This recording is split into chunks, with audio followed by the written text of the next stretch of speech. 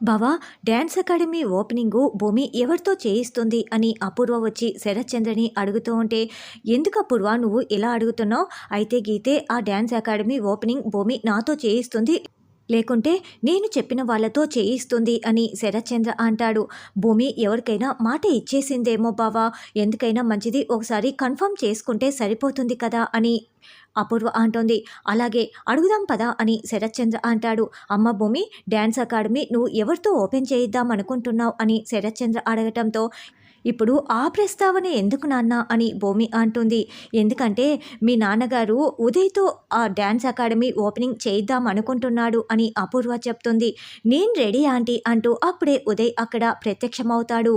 నీకేమైనా అభ్యంతరం ఉందేమోనని మీ నాన్నగారు అడిగి కనుక్కుందామని ఇలా అడుగుతున్నాడు అని అపూర్వ భూమిని ఇరికించేస్తుంది.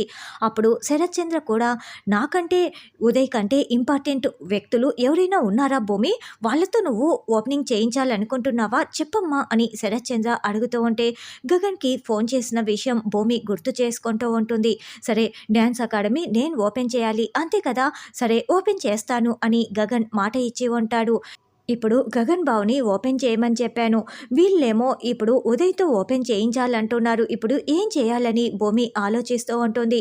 మరి ఎప్పట్లానే ఇప్పుడు మళ్ళీ గగన్ తలదించుకునేలా భూమి చేస్తుందా అన్నది రానున్న ఎపిసోడ్లో తెలుసుకుందాం.